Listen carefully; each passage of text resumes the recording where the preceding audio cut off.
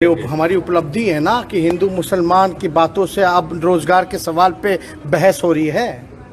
और आपको भी हम धन्यवाद देते कि जो लोग सोए हुए थे, रोजगार की बातें नहीं पूछा करते थे, चर्चा नहीं होता था, वो पत्रकार मीडिया भी जाग चुकी है। तेजस्वी यादव बिहार के उप मुख्यमंत्री बने भी नहीं थे। बीजेपी और उनका पालतू मीडिया 10 लाख नौकरियों को लेकर उन पर तंज कस रहा था, उन पर ताने मार रहा था। 15 अगस्त को आखिरकार वो बड़ा ऐलान नीतीश कुमार ने कर डाला और तेजस्वी यादव, जिनकी महत्वाकांक्षी योजना थी, उसको लेकर अब न सिर्फ भारतीय जनता पार्टी बल्कि बीजेपी पर भी तंज काट रहे हैं। आपके स्क्रीन पर यह खबर 10 लाख नौकरियों को लेकर ऐलान। खबर क्या कहती है दोस्तों, मैं आपको पढ़ के सुनाना चाहता हूं। इस बार 76वें स्वतंत्रता दिवस पर बिहार के मुख्यमंत्री नीतीश कुमार ने बड़ा ऐलान कर दिया है। दरअसल मुख्यमंत्री नीतीश ने उप मुख्यमंत्री तेजस्वी यादव की बात मानकर राज्य में 10 लाख लोगों को सरकारी नौकरी देने का ऐलान कर दिया है। इसके अलावा 20 लाख रोजगार भी सृजित किए जाएंगे। इस घोषणा के साथ मुख्यमंत्री ने विपक्ष को करारा जवाब देने की कोशिश की है, जो कि पिछले सप्ताह उप मुख्यमंत्री तेजस्वी यादव पर 10 लाख नौकरी, सरकारी नौकरी देने के वादे से मुकरने का आरोप लगा रहे थे। आपको याद होगा, संबित पात्रा ने बाकायदा इस पर प्रेस कॉन्फ्रेंस किया था और गिरिराज सिंह, उन्होंने भी इस पर बयान दिया था। यह बात अलग है दोस्तों कि दोनों ही नेता, गिरिराज सिंह और संबित पात्रा, तेजस्वी यादव का आधा अधूरा बयान जो उन्होंने जी न्यूज को इंटरव्यू दिया था, उस बयान के आधार पर, आधे अधूरे बयान के आधार पर उन पर ताना कस रहे थे, उन पर हमला बोल रहे थे। दरअसल ये भारतीय जनता पार्टी की आदत हो गई है कि अर्ध सत्य के जरिए वो अपना राजनीतिक प्रचार करती है। मैं आपको बतलाना चाहूंगा, इस मौके पर तेजस्वी यादव ने मीडिया पर भी तंज कसा। बकौल तेजस्वी यादव कि कम से कम अब हमारी सरकार आने के बाद मीडिया नौकरी, बेरोजगारी, महंगाई जैसे मुद्दों पर वापस आना शुरू कर दी है। यानी कि हिंदू मुस्लिम का जहर, कम से कम उसकी बात नहीं की जा रही। सुनिए किस तरह से उन्होंने ताना कसा है। अब तक 10 लाख लोगों को नौकरी, ये हमारी उपलब्धि है ना कि हिंदू मुसलमान की बातों से अब रोजगार के सवाल पे बहस हो रही है। और आपको भी हम धन्यवाद देते कि जो लोग सोए हुए थे, रोजगार की बातें नहीं पूछा करते थे, चर्चा नहीं होता था, वो पत्रकार मीडिया भी जाग चुकी है। अब तो ये उपलब्धि ही है ना। अरे भाजपा वाले लोग थोड़ी ना जो है वादा पूरा करेंगे, वादा तो हम लोग पूरा करेंगे। और ये जो एड़ी अलगा अलगा करके जो पूछ रहे हैं कि 10 लाख कब देंगे, तो आज तो मुख्यमंत्री जी ने इसके बारे में आप लोगों के समक्ष बात तो रखी है अपनी, लेकिन इनसे भी जरा पूछो कि 2 करोड़ का क्या हुआ। और ये लोग 2 साल लगभग सत्ता में रहे, इन लोगों ने, भाजपा के लोगों ने 19 लाख में से 19 रोजगार भी दिया क्या, नौकरियां दी क्या? तेजस्वी यादव ने यह भी कहा कि देरी हो गई 2 साल की, वरना ये नौकरियां पहले ही मिल जाती लोगों को। क्या कहा है उन्होंने, आपकी स्क्रीन पर। उप मुख्यमंत्री तेजस्वी यादव ने कहा कि सब चीज पर काम शुरू हो चुका है। आज सबने देखा कि गांधी मैदान से आजादी के दिन घोषणा ही नहीं हुई, बल्कि मोहर लग गई। भाजपा के लोगों ने 2 साल बर्बाद कर दिए, वरना नौजवानों के हाथों में नौकरियां होती।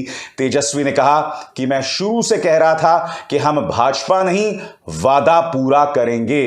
बीजेपी अब कहेगी कि मुफ्त में बांटे जा रहे हैं, क्या मजाक है, हम अपना वादा पूरा कर रहे हैं। यह उपलब्धि है कि आज रोजगार पर चर्चा हो रही है। यह एक ऐतिहासिक दिन है और सीएम ने ऐतिहासिक जगह से घोषणा कर दी है। उन्होंने साफ कहा कि हम 10 लाख नौकरियां देंगे और हम इसे बढ़ाकर 20 लाख करना चाहते हैं।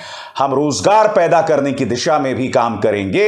हम सीएम को धन्यवाद देते हैं। यह है युवाओं की जीत, बिहार की जीत।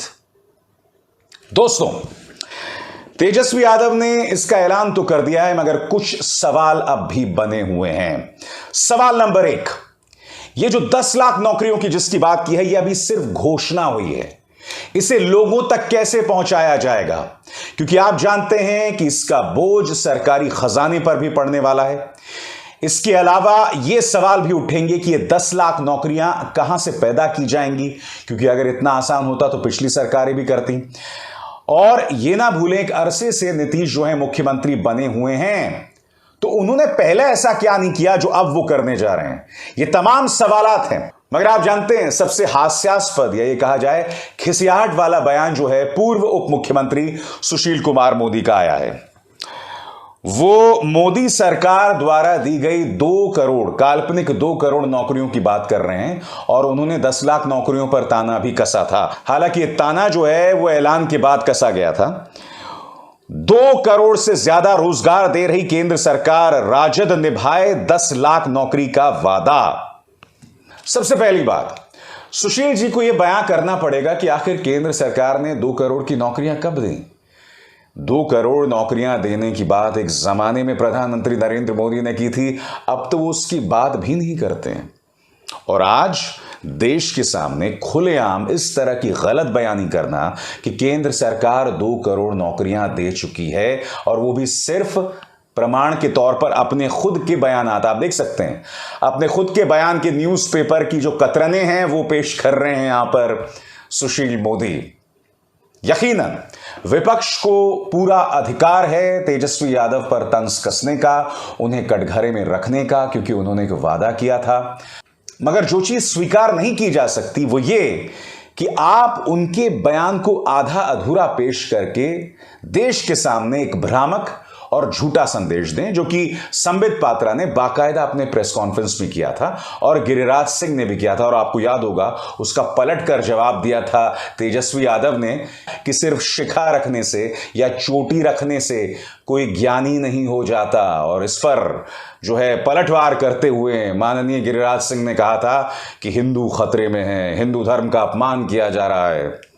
खैर, मगर ये तो भारतीय जनता पार्टी का पुराना अंदाज़े बयां है, जहां पर कोई तर्क ना हो वहां पर हिंदू को खतरे में बता दो, सारा काम हो जाता है वहां पर।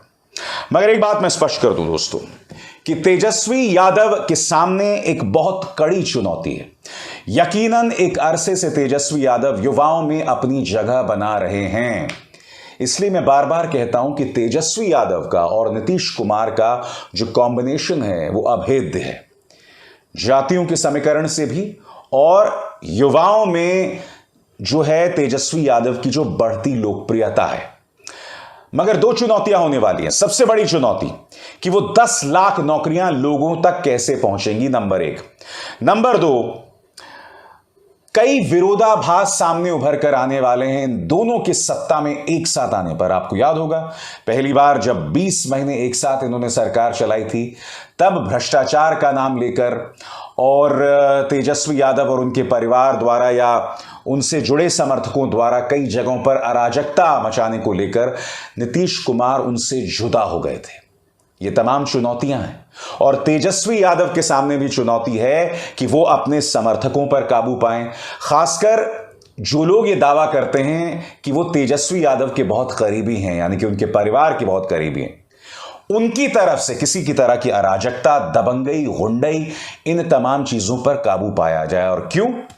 सिर्फ इसलिए नहीं कि बिहार को सुशासन मिलना चाहिए, बल्कि इसलिए भी कि तेजस्वी यादव को पता होना चाहिए कि एक छोटी सी घटना होगी और भारतीय जनता पार्टी ही नहीं, पूरा मीडिया उसे जंगल राज का नाम देना शुरू करेगा। क्योंकि आप जानते हैं भारतीय जनता पार्टी जहां पर सत्ता में होती है, चाहे वहां जितने भी अपराध हों, उसे कभी भी जंगल राज का नाम नहीं दिया जाएगा। मगर विपक्ष जो है वहां पर एक छोटी सी भी घटना हो जाए, अचानक वहां पर जंगल राज जो है वापसी कर लेता है, यानी कि जंगल राज रिटर्न्स। अभिसार शर्मा को दीजिए इजाजत। नमस्कार।